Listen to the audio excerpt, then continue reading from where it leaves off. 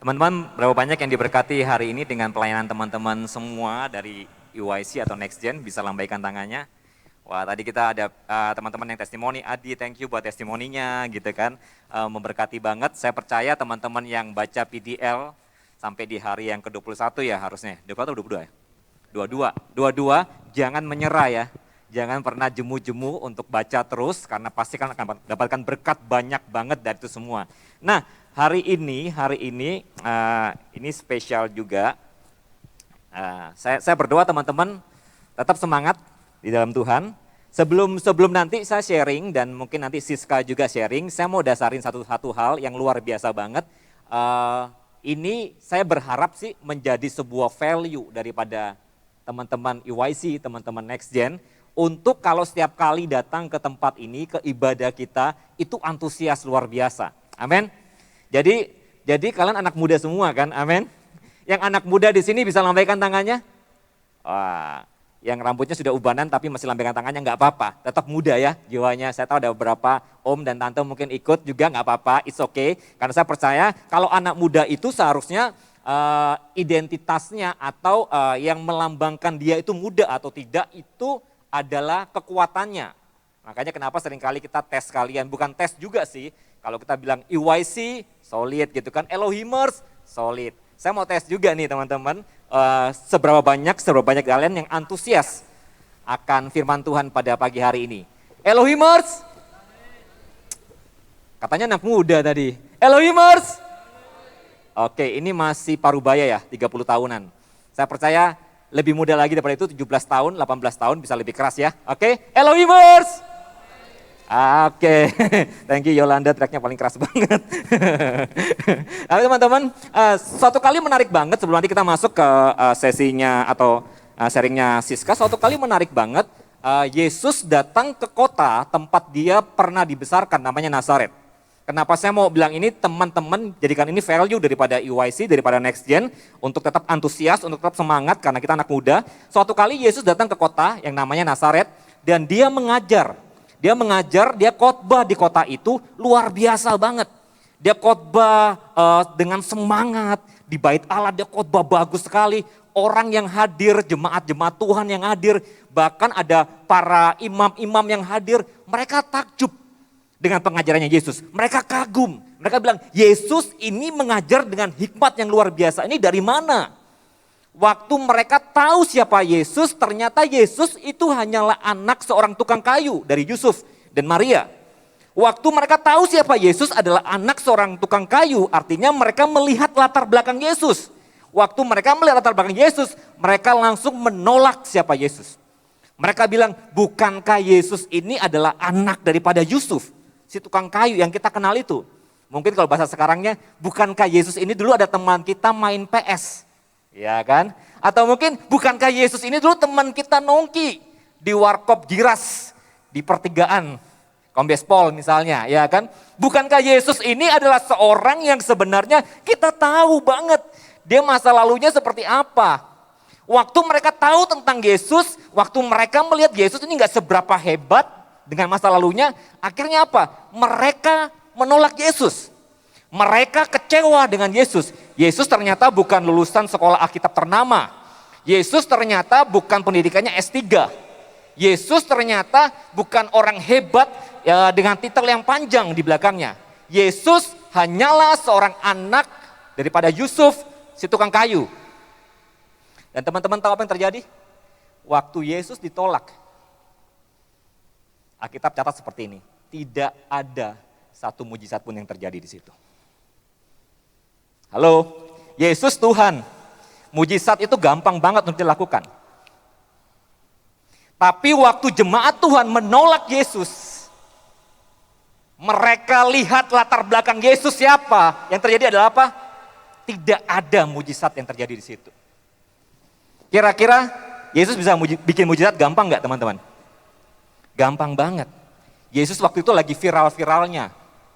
Seorang pembuat mujizat yang dicari sama semua orang. Tapi di dalam Matius dikatakan, di dalam Matius 6, kalau teman-teman nanti baca di rumah aja, Matius 6 ayat 1 sampai 6 kalian bisa baca, tidak ada satu mujizat pun yang terjadi di sana. Karena apa? Respon. jemaat. Berapa banyak teman-teman yang mungkin datang ke tempat ini, mungkin lihat siapa yang ngomong. Siapa yang bicara, ngap-ngapan juga ya pakai masker ya. Siapa yang bicara? Kalau Pastor Kong mungkin, wah pasti tuh hadiratnya luar biasa banget. Itu mungkin yang datang bawa orang meninggal mungkin bisa bangkit. Kalau ada yang berpikir seperti itu. Tapi saya mau kasih tahu buat teman-teman, apapun, siapapun yang share something buat kalian di tempat ini, saya percaya sungguh, Tuhan yang akan pakai orang itu. Bukan hebatnya orang itu, tapi kalau pengurapan Tuhan yang pakai orang itu, kalian akan bisa lihat, ini orang biasa aja sebenarnya. Tapi karena urapan Tuhan, ada mujizat yang bekerja. Teman-teman mungkin duduk di belakang, waktu meresponi firman Tuhan, kalian bilang amin. Makanya kenapa kalau kita di depan-depan kita seringkali worship, Kak Aldo terlalu lebay mungkin kalau teman-teman melihat, wah Kak Aldo ini terlalu lebay banget, amin lah, teriak-teriak dan sebagainya. Bukan karena pengen lebay teman-teman. Tapi karena Kak Aldo pengen meresponi setiap praise worship, siapapun yang memimpin. Kak Aldo selalu paksa diri Kak Aldo untuk setiap itu pun Kak Aldo akan bilang amin. Kak Aldo akan worship sungguh-sungguh. Tadi sekalipun Adi mungkin jemaat baru, dia baru testimoni dan sebagainya. Kak Aldo akan terus antusias dan bilang amin, bilang yes. Kenapa? Karena waktu Yesus pindah ke tempat yang berbeda namanya Genesaret. Itu Yesus belum khotbah, teman-teman. Yesus nggak khotbah, Yesus nggak ngajar. Dia baru turun dari perahunya, Alkitab berkata seperti itu. Jemaat-jemaat di Genesaret itu langsung tahu, ini orang hebat nih. Ini Yesus sang pembuat mujizat. Waktu mereka tahu itu Yesus datang, yang terjadi apa? Mereka bilang gini, Tuhan nggak perlu artakol, tumpang tangan buat setiap kami supaya kami sembuh. Mereka bilang gini, Tuhan kamu lewat aja, ya kan? Bayanganmu kena nih orang-orang sakit, kami percaya itu akan terjadi kesembuhan. Dan Alkitab katakan, waktu respon hati mereka benar, mujizat banyak terjadi di Genesaret. Nasaret dan Genesaret itu tempat yang tidak terlalu jauh. Tempat yang mepet banget, itu kayak Sidoarjo Surabaya aja teman-teman. Tapi waktu respon yang di Genesaret berbeda dari yang di Nasaret, maka outputnya pun berbeda. Siapa yang hari ini rindu untuk dengarkan firman Tuhan dengan sikap hati yang antusias, dengan rindu mau dapatkan sesuatu supaya kalau pulang tidak sama seperti datang, bisa lambaikan tangannya, bisa teriakan wuh. Yes, kalian anak muda banget dan kalian antusias banget, amin. Kak Aldo berharap dan Kak Aldo berdoa setiap apapun yang nanti mungkin Siska sampaikan buat kalian, itu akan jadi berkat besar buat kalian. Aku undang Siska naik, teman-teman. Siska ini bukan orang baru sebenarnya, orang wajah lama. Ya, coba buka wajahnya, buka maskernya, buka wajahnya, pakai topeng ya. Jadi ya, bukan orang baru ya kan. Dia sudah orang lama, nanti dia akan perkenalkan siapa dia gitu kan. Tapi teman-teman yang aku ingat, dia pertama kali ketemu aku? 2010, 2010? 2010-an lah. 2010, 2012-an ya. Aku Ya. pindah ke Sidoarjo 2012 ya, 2012 artinya waktu itu mungkin 2011 atau 2010 saya pertama kali ketemu sama Siska. 2010 itu saya sempat sharing something di leader meeting youth di lantai 2. Waktu itu saya pertama kali datang ke Elohim dan waktu itu saya masih melayani di Surabaya. Saya sempat share tentang tujuan hidup, tentang destiny. Tentang itu waktu itu saya ingat banget, ini dari semua para leader yang waktu itu hadir, ini anak datang nyamperin saya dan dia bilang gini, Kak, saya pengen belajar lebih banyak tentang tujuan hidup, tentang destiny. Dan waktu itu buat saya kaget banget, ini anak siapa gitu kan. Tiba-tiba datangin dan pengen belajar sesuatu. Dan dia bilang, Kak apapun yang kamu ajarkan, aku pengen dengar. Aku pengen belajar sesuatu hal. Dan di situ saya lihat bahwa anak ini punya teachable spirit. Jadi yang benar-benar hati yang mau belajar. Dia bukan anak yang hebat dari semua teman-teman yang ada pada waktu itu di leader gitu kan. Tapi dia punya hati yang haus dan laparnya itu buat saya sampai hari ini kagum akan pekerjaan tangan Tuhan atas hidupnya. Jadi apa yang Tuhan kerjakan dia dari seorang Siska yang gak seperti hari ini gitu kan. Tapi Tuhan kerja banyak banget di hidupnya dia karena dia benar-benar menjaga hatinya haus dan lapar sampai hari ini. Bahkan saya bilang, sis kamu bisa share nggak di EYC? Saya tahu dia tinggalnya bukan di Sidoarjo lagi, di Jakarta. Ya dia meniti karir di sana. Wes, sedap. Jadi dia kerjanya di Jakarta teman-teman. Saya nggak siapin dana khusus juga untuk undang dia datang ke tempat ini. Tapi dia langsung respon dengan antusias, Kak saya mau. Saya siap. Bukan karena saya sogok dia dan sebagainya, enggak ada sama sekali karena satu hal ini. Dia mau melayani Tuhan. Dan dia datang dan dia spending waktu, enggak ada kerjaan lain kan sis. Just only hadir untuk sharing sesuatu buat teman-teman. Jadi teman-teman yang hadir hari ini, please buka hati kalian lebar-lebar, rindukan Tuhan, berdoa bahwa kalian pulang harus dapatin sesuatu. Dan saya percaya apa yang dia sharingkan, dia bagikan akan jadi berkat yang luar biasa buat setiap kalian. Amin. Yang rindu sekali lagi ingin dapatkan sesuatu daripada Tuhan, berikan kemuliaan bagi Tuhan Allah kita dan dahsyat. Amin. Silakan sis. Oke, makasih Kak Aldo sebelumnya dan atas kepercayaannya untuk aku sharing hari ini. Sedikit revisi, sebenarnya ketika Kak Aldo nyuruh aku untuk sharing, aku tuh nggak yang langsung antusias gitu. Aku galau, bagi nggak ya, iya nggak ya gitu. Ketika akhirnya bergumulan dan tanya, akhirnya iya aku ambil kayak gitu. Jadi aku benar-benar persiapan gitu, aku doa puasa dan ini yang aku dapat dari Tuhan dan aku mau share sama kalian dan semoga ini benar-benar memberkati setiap kalian. Sebelumnya tadi Kak Aldo sudah sempat singgung, aku adalah Siskaho, menetap sekarang di Jakarta sejak 2019 lalu dan seorang profesional makeup artist. By the way aku juga masih employee di salah satu company, tapi aku bekerja di makeup. Sudah besar di Sidoarjo dan keluarga juga masih di Sidoarjo dan berjemaat di LM sejak aku kecil dan jadi youth leader kurang lebih sekitar 9-10 tahunan. Dan hari ini aku mau share tentang know your God and know yourself. Seperti yang kalian lihat di slideshow, ini adalah 7 bidang kehidupan yang aku yakin adalah tempat di mana Tuhan berkarya, bekerja melalui hidup kita. Kalian semua lagi baca buku The Purpose Driven Life. Itu buku pertama kali yang mengubahkan hidup aku. Jadi ketika aku baca buku itu aku langsung galau dengan tujuan hidupnya aku. Dan aku mencari-cari gimana aku nggak punya mentor dan sebagainya. Sampai akhirnya tadi tuh Kak Aldo sempat cerita, aku ketemu Kak Aldo dan Kak Aldo satu-satunya orang yang pernah di Sidoarjo membahas tentang panggilan hidup, tentang destiny. Akhirnya kemudian aku di-mentoring oleh Kak Aldo sampai sekarang. Terus aku sempat dengar kemarin katanya visi EYC adalah build influence generation. Untuk bisa menjadi generasi yang berpengaruh, kita itu harus menguasai 7 gunung ini, 7 bidang kehidupan ini. Tuhan itu nggak hanya bekerja di dalam gereja, dulu aku pengen jadi evangelis, sempat ditawari Tena SOT gitu. Itu mimpi aku, tapi nggak berani melangkah kayak gitu. Dan Kak Aldo ngomong enggak, kamu nggak di situ kayak gitu. Kamu di marketplace 7 bidang ini, tapi nggak tahu apa ini, Siska di mana nggak tahu. Tapi Tuhan itu mempersiapkan setiap kalian, aku untuk berkarir di bidang-bidang ini. Ada, bisa jadi kalian dipanggil untuk menjadi seorang pendeta, ada di bidang church, tapi bisa juga di bidang yang lainnya. Ini adalah dari 7 bidang tersebut, aku adalah orang yang diproses dan menerima tuntunan Tuhan dan memilih untuk berada di bidang art and entertainment.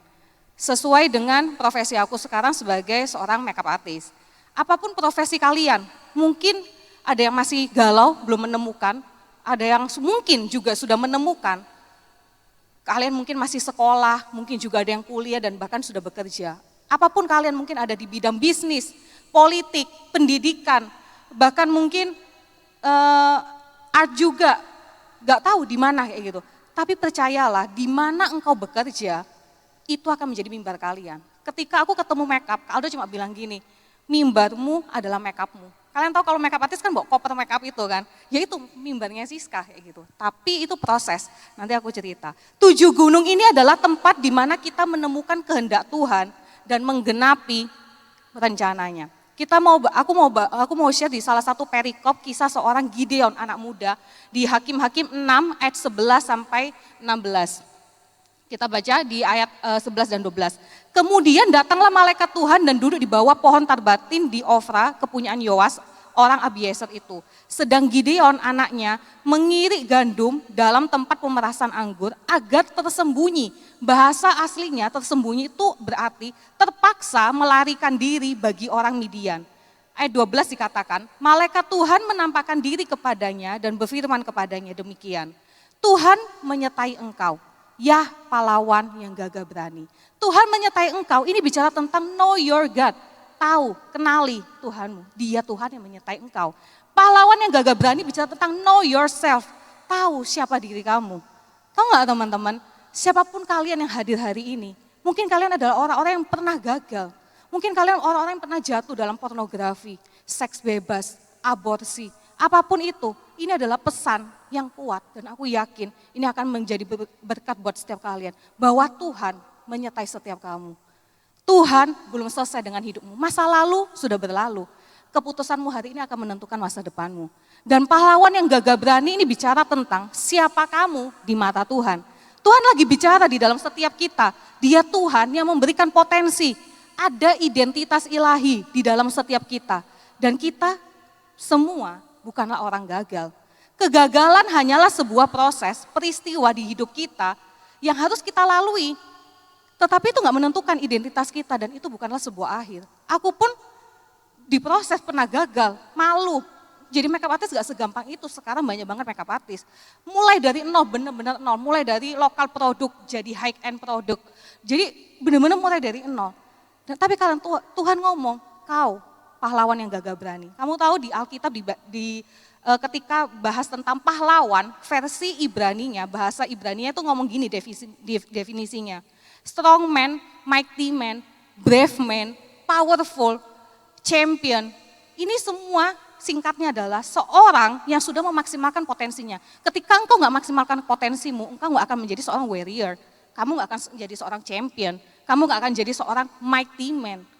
Kamu harus memaksimalkan potensimu. Setiap kita punya potensi. Aku pun dulu mikir, Siska nggak bisa apa-apa, Siska nggak bisa make up, nggak punya talenta, jadi ngerasa nggak punya apa-apa. Tapi Tuhan proses sampai akhirnya bisa ada sampai sekarang ini.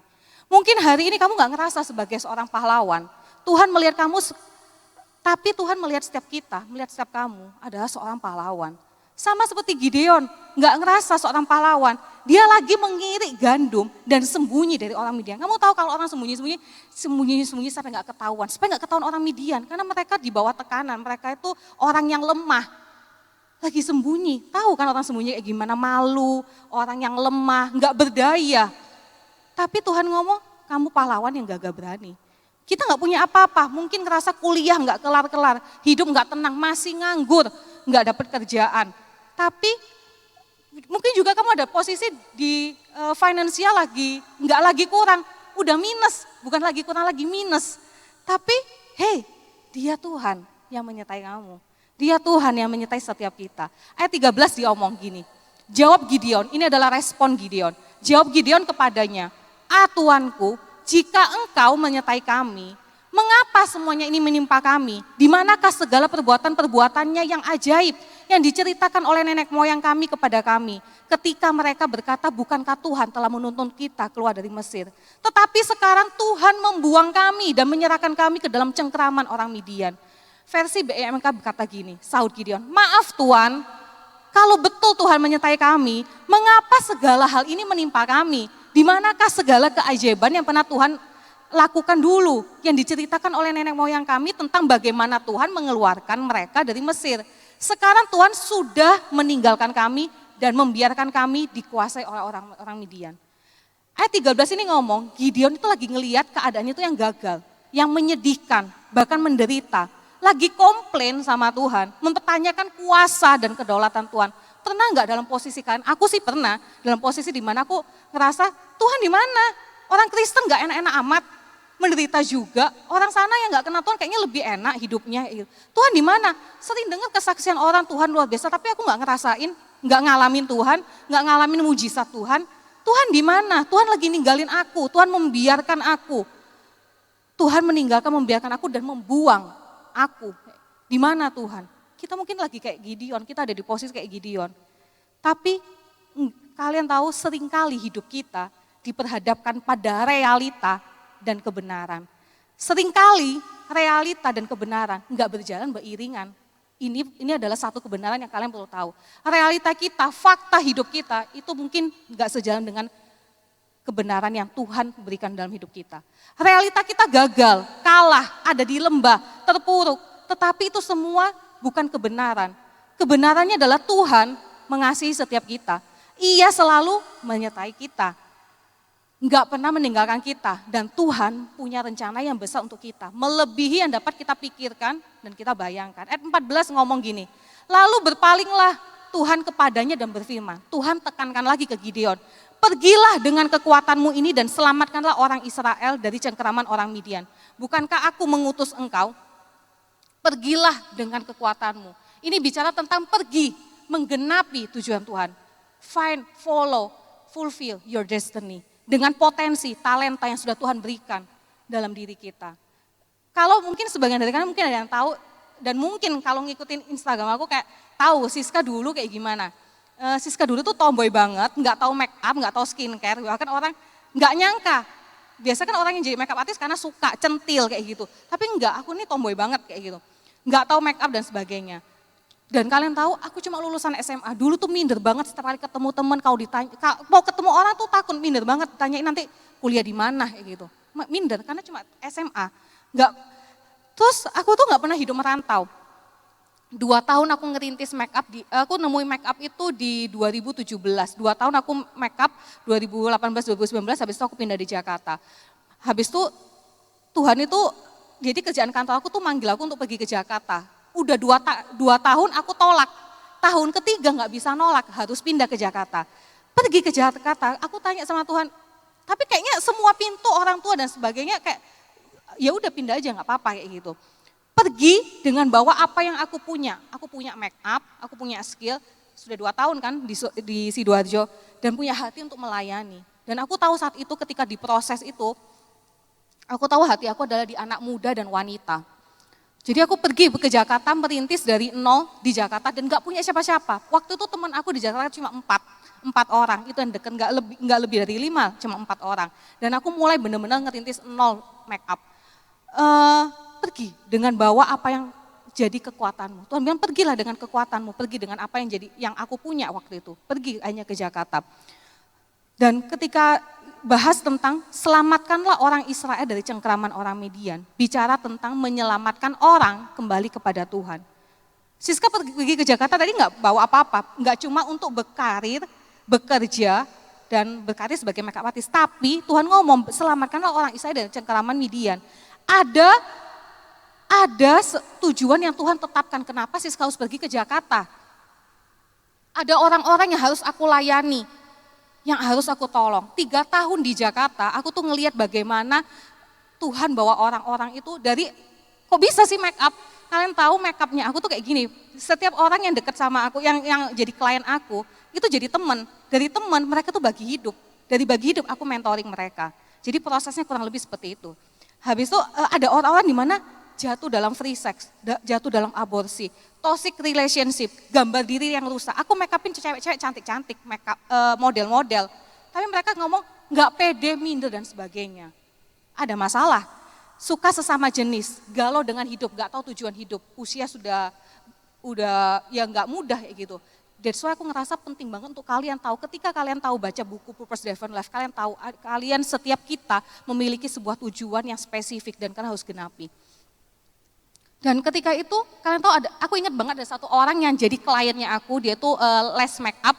Habis itu dia tuh telepon waktu itu aku di Jakarta, dia telepon, aku nih putus sama pacar, dia itu pernah free sex, habis itu dia pernah aborsi. Aku tuh nggak pernah mengalami hal seperti itu dan aku nggak tahu bagaimana merespon orang yang aborsi. Karena buat aku, wow ini cukup berat sih karena aborsi kayak gitu.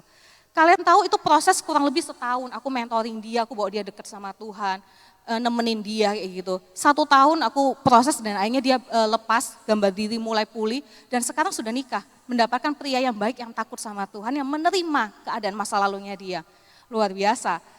Bukan, satu lagi kalimat, bukankah aku mengutus engkau? Bicara tentang seringkali kita tuh pergi ke suatu tempat karena kita ingin. Masalahnya, apakah Tuhan mengutus kita ke sana? kita pergi ke sana karena kita mau atau karena kita mengalami tuntunan Tuhan. Aku ke Jakarta nggak mau, aku nggak suka Jakarta, aku benci Jakarta, aku nggak mau. Sidoarjo adalah comfort zone-nya aku. Tapi Tuhan suruh pergi keluar dari comfort zone-nya aku. Dan aku akhirnya ya udah aku taat, aku pergi dengan waktu itu pikiran aku adalah ketika aku pergi dan nggak berhasil di Jakarta, aku akan pulang ngerintis makeup di sini. Karena 2 tahun di sini lumayan waktu itu kayak gitu. Tapi aku mulai dari nol akhirnya. Tapi akhirnya sampai sekarang 3 tahun betah dan menetap di Jakarta kan. Nggak tahu nanti ketika Tuhan bawa lagi kemana di masa depan, nggak tahu. Ini poin pentingnya. Seringkali kita itu tadi, kita mau pergi karena kita ingin kayak gitu. Nggak boleh. Kita harus tahu Tuhan mau bawa kita kemana. Ada orang, aku pengen ke luar negeri aja duitnya banyak, aku pengen ke sana, aku pengen ke Jakarta, aku pengen kemana, pengen pindah ke satu tempat supaya, karena aku pingin. Tapi bukan itu yang Tuhan mau mungkin dalam hidupmu. Ini poin pentingnya, untuk setiap kita yang ingin tahu destiny, tujuan hidup kita, kamu harus punya hubungan yang erat dengan Tuhan. Supaya setiap kamu tahu, Tuhan ingin mengutus kamu kemana. Kalau kamu gak dekat sama Tuhan, gimana kamu tahu Tuhan mau mengutus kamu kemana? Diutus artinya itu didirect, dituntun. Dan seharusnya orang yang menuntun kita adalah Yesus. Tuhan yang menuntun kita. Hanya Dia yang tahu, gak ada opsi lain. Ayat 15 ngomong gini, tetapi jawabnya kepadanya, Tuanku. Sekali lagi Gideon ngomong, Tuanku, ngeyel. Kok mempertanyakan lagi, gak nurut.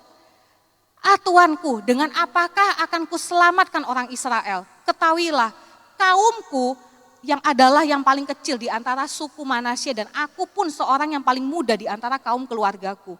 BIMK bilang gini, Gideon menjawab, mengapa saya Tuhan? Sering gak kita tanya, kenapa aku Tuhan? Kenapa harus aku? Kenapa aku yang disuruh melayani? Kenapa aku? Mana mungkin saya melepaskan umat Israel dari kekuasaan orang Midian. Di dalam suku Manasye, kaum sayalah yang paling lemah. Dan di dalam keluarga sayalah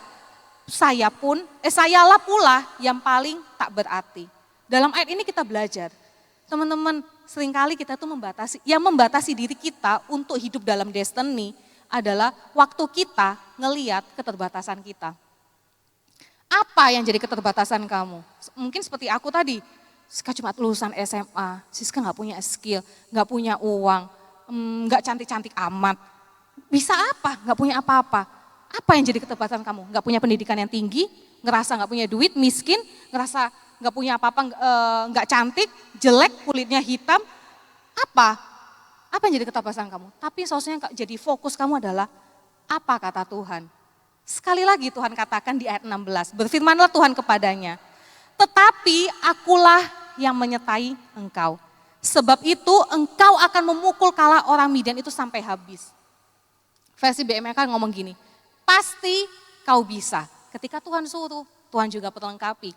Pasti kau bisa, kata Tuhan. Sebab akulah yang membantumu.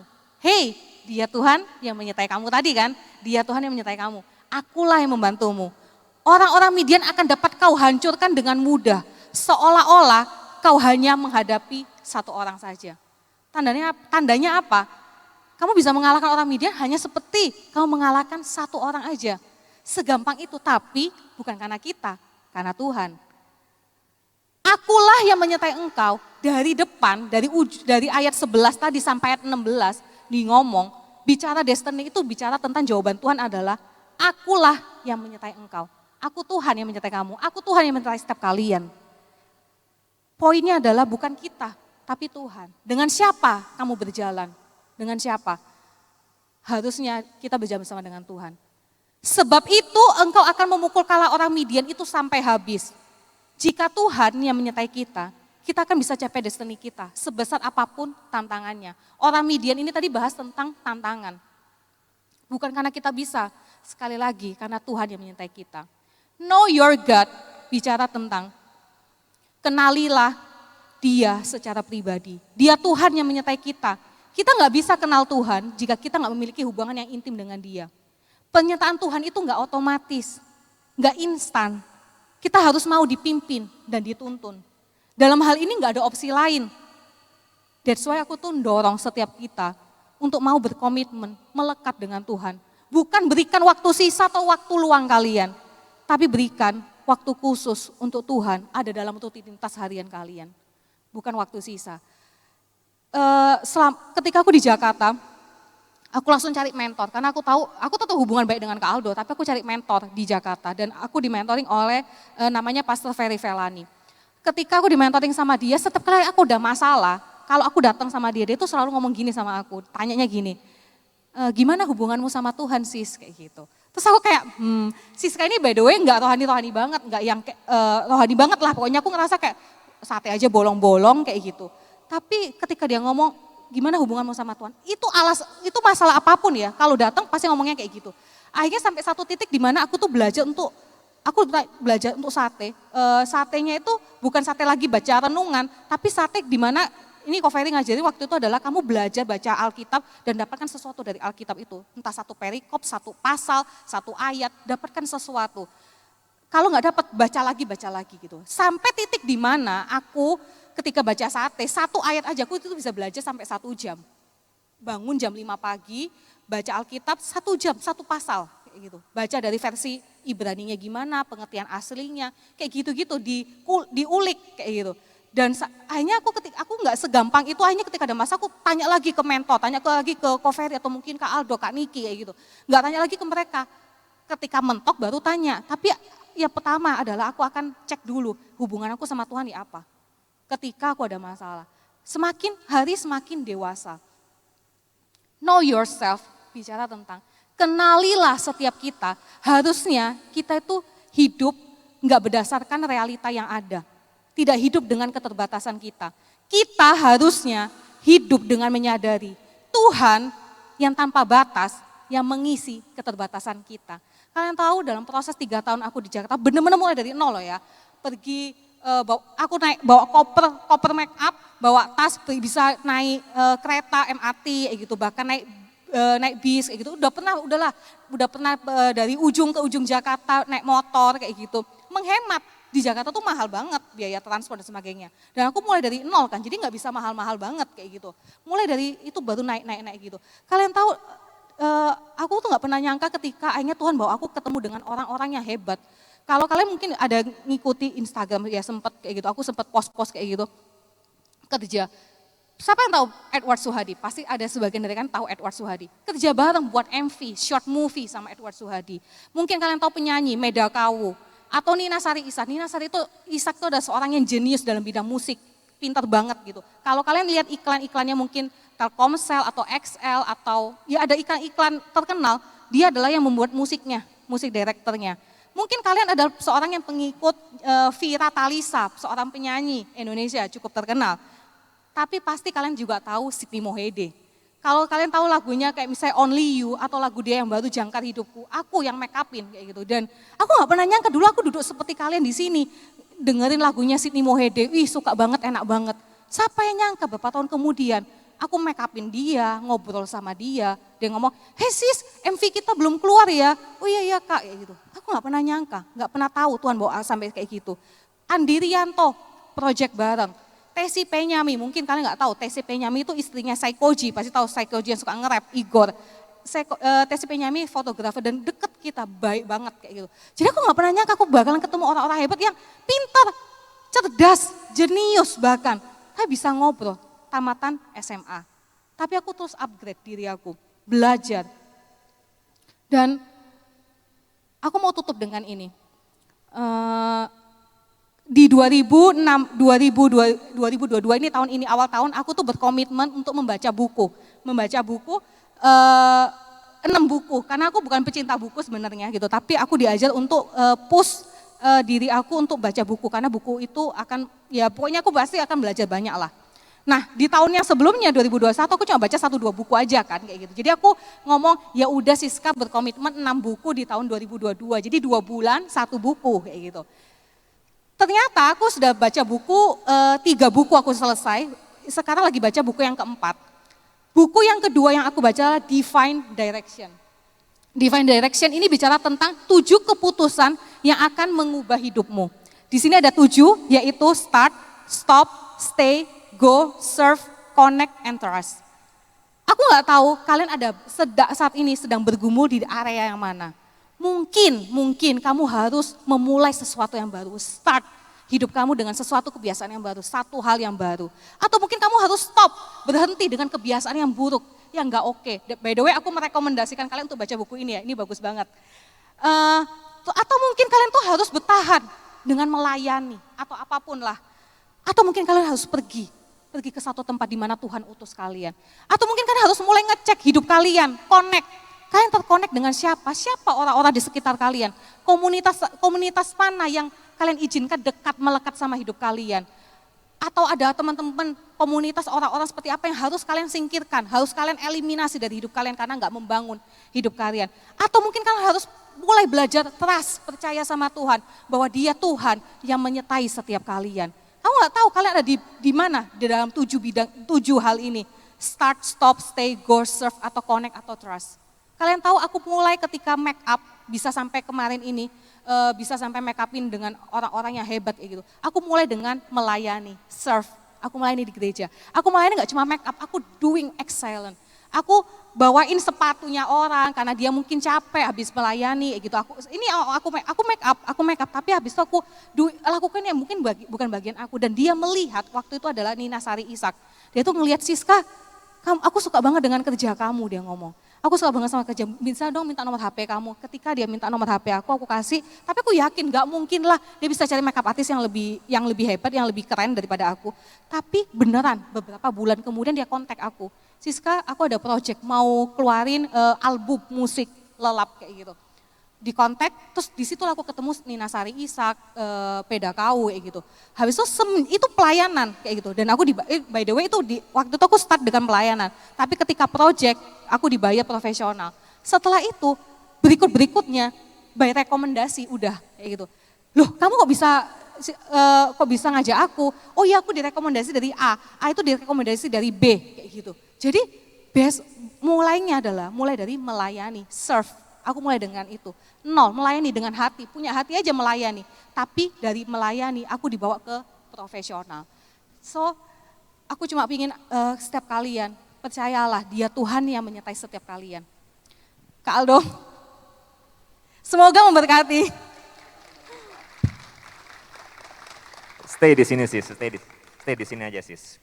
Teman-teman diberkati dengan apa yang Siska sharingkan, amin. Amin. Nah, saya percaya bahwa apa yang Siska lewati, tadi dia ngomong terakhir, dimulai dari sebuah pelayanan. Ya, thank you juga buat teman-teman yang sampai hari ini, para volunteer, teman-teman yang tetap setia melayani di tempat ini. Sekali lagi, itu semua nggak pernah sia-sia. Kemarin waktu saya melayani, saya hadir bersama teman-teman para usher, sama greeter, sama regis gitu kan, mereka luar biasa banget. I hope mereka diberkati, mereka bisa rilis apapun, dan saya salut banget sama mereka. Juga teman-teman PAW kemarin juga kita fellowship bareng sama mereka. Saya bangga banget sih bisa jadi bagian dari mereka, dan saya bilang sama mereka bahwa sekali lagi EYC ataupun Next Gen nggak mungkin bisa ada atau bisa terus berjalan tanpa kalian-kalian. Saya percaya bukan cuma usher, bukan cuma PAW sama pemain musik, tapi mungkin yang lainnya PIC, ya kan, sound, lighting, semuanya teman-teman yang terlibat apapun pelayanan kalian, jangan pernah lelah. Teman-teman desain, teman-teman sosial media dan sebagainya, kalian luar biasa banget. Coba lihat kanan kirinya dan bilang gini, kamu luar biasa. Iya, jangan pernah capek melayani. Sekali lagi apa yang Siska capek sampai hari ini, saya nggak pernah tahu ternyata Tuhan bawa dia secara luar biasa. Nah, mungkin teman-teman bertanya sebelum kita akhiri di minggu ini sesi kita tentang tema kita tentang sebulan ini tentang tujuan hidup, tentang purpose, tentang destiny. Mungkin minggu depan mungkin akan Kak Rey akan ngomong, akan bridging antara destiny sama komunitas. Ya, saya percaya juga jadi berkat besar buat teman-teman.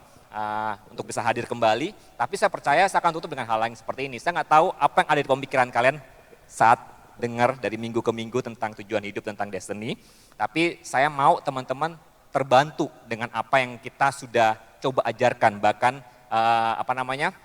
kita ajak kalian untuk terlibat di campaign kita tentang 40 days gitu kan, purpose driven life. Teman-teman yang ikut pasti akan sangat diberkati, dan saya akan coba bantu beberapa hal sebelum kita akhiri. Nanti saya minta para worship leader dan singer untuk bisa naik.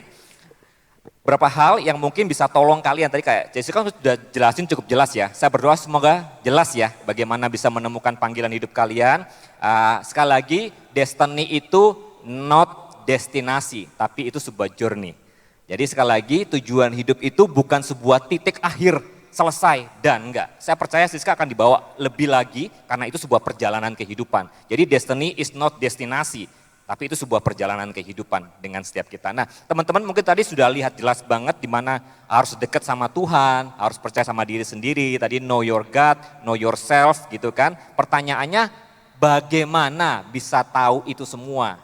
Karena saya percaya bahwa setiap kita punya pengenalan dengan Tuhan itu pasti beda-beda. Betul apa betul? Ya kan? Pasti beda-beda. Teman-teman yang baru lulus SMP atau baru lulus SMA mungkin kenal Tuhan aja itu sulit. Bagaimana untuk bisa dengar suaranya, tuntunannya. Seperti yang Jessica gitu kan. Jessica butuh waktu bertahun-tahun sampai dia akhirnya bisa tahu rencana Tuhan dalam kehidupannya dia dan dia coba hidupi. Nah teman-teman saya kasih sebuah tips sebelum kita akhiri. Tips singkat banget, saya berdoa semoga ini bisa menjadi berkat buat kalian, kalian bisa jadi pegangan. Yang pertama saya sebutnya itu sebenarnya ada 12, 12 kebanyakan. Kita nggak akan buyar-buyar, nanti bisa sampai jam 2 siang gitu kan. Lapar semua nanti kalau mau makan nanti bisa ditanggung sama UIC, enggak ya. Oke teman-teman, nah ada beberapa tips yang saya mau teman-teman bisa simak. Saya kasih 9 aja dengan cepat.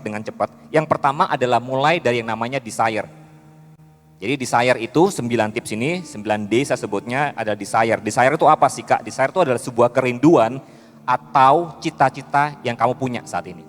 Jadi mungkin teman-teman yang bergumul bagaimana bisa dengar suara Tuhan, dekat sama Tuhan itu seperti apa Kak? Mungkin saya nggak bisa seperti Jessica yang setiap hari saat teduh, terus ngulik firman Tuhan yang mungkin baca aja sudah bikin boring gitu kan, apalagi sejam nguliknya itu kan susah banget. Oke, mulai start dengan yang namanya cita-cita. Desire apa yang kamu punya? Mungkin ada yang pengen jadi bupati, nggak ada tawar ya.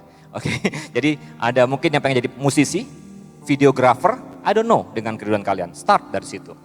Ya, yang kedua kalau memang ini nggak harus semuanya, salah satu aja. Ini mungkin bisa helping teman-teman berapa tools ini. Yang kedua adalah delight.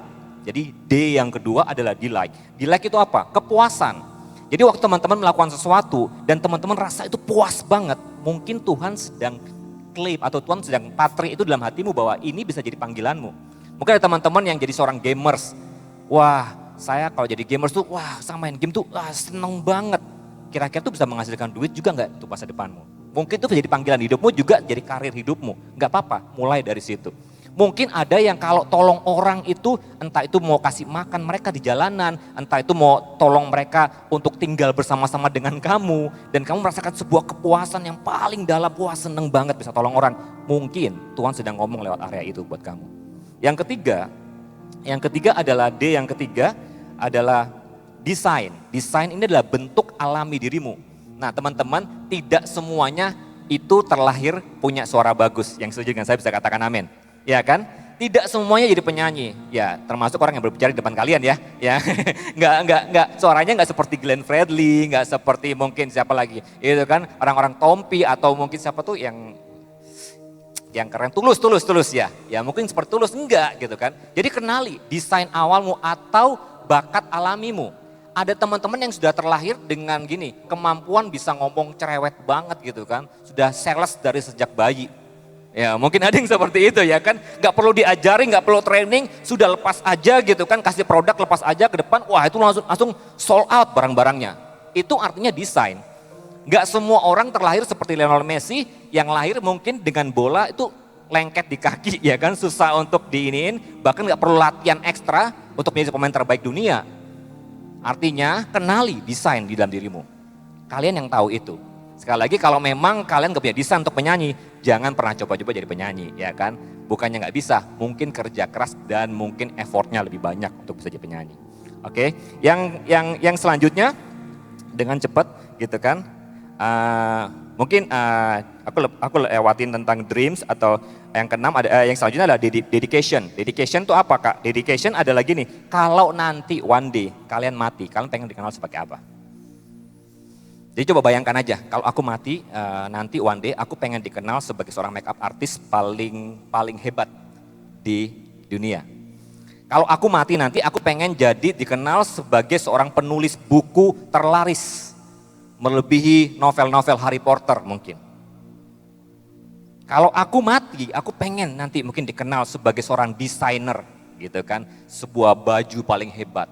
I don't know. Kalau itu ada di dalam pikiran kalian, mungkin Tuhan bisa bekerja lewat itu semua. Selanjutnya adalah door, pintu. Nah, Siska saya percaya apa yang dia kerjakan tidak semua orang bisa alami. Buat saya pribadi, saya bilang sama dia, kamu itu bersyukurnya kenapa kamu harus hidupin makeup artismu, karena sepertinya kamu dibukakan pintu demi pintu promosi dalam kehidupanmu. Dia lakukan 3 tahun di Jakarta, buat saya pribadi itu cukup cepat. Dia dipromosikan Tuhan begitu luar biasa, dia juga melayani satu gereja lokal di Jakarta, dan sangat cepat dari seorang makeup artis yang awal-awal itu ya tadi ya dia bantu-bantu angkatin sepatunya, terus serve-nya baik banget, dia melayani sungguh-sungguh, nggak dibayar gitu kan, datang ke gereja jauh banget, ya kan sis, benar ya sis ya? Jangan sampai aku terlalu semangat ngomong dan ya benar ya. Jadi benar-benar kayak gitu, hujan dan naik motor, naik ojek dari Jakarta timur ke barat dan sebagainya, dia lakukan tanpa sebuah bayaran profesional. Bahkan saya sempat ngomong sama dia, gaji itu nomor 2 sis, pendapatan itu nomor 2. Satu hal yang bisa kamu kerjakan selama itu bisa ngembangin potensi kamu, lakukan itu. Untuk dibayar tuh nanti.